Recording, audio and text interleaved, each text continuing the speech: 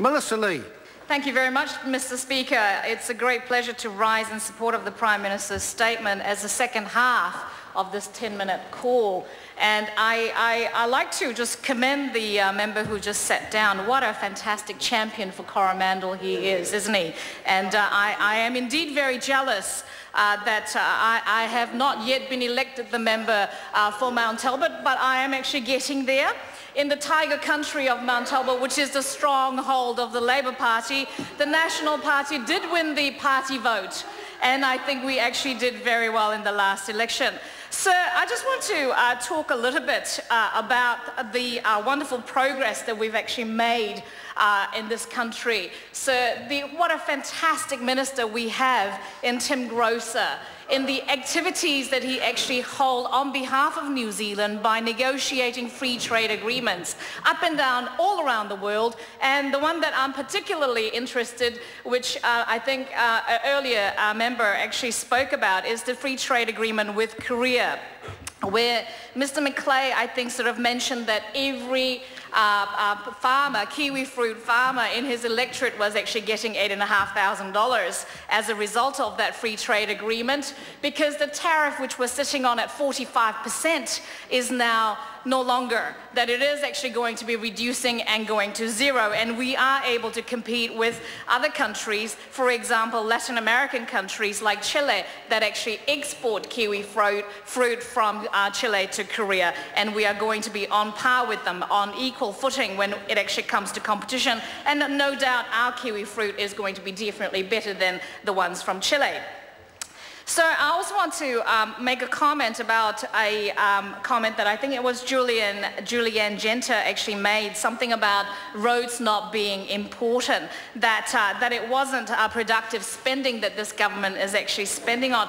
And I like to sort of urge that member to perhaps talk to manufacturers and talk to exporters who use our roads with trucks that actually put their products onto the trucks, to the ports, to be exported, to actually gain money for New Zealand economy. I just like to mention that to that member, because it is in fact important. And I just want to sort of make, in reflection of the times when Helen Clark used to be the MP for Mount Talbot back in 2008, the mortgage rates in New Zealand was around 11%. Haven't we come a long way? Hasn't the national government done very well? At the moment, I think the mortgage rate is sitting on somewhere around 5%, somewhere just around then.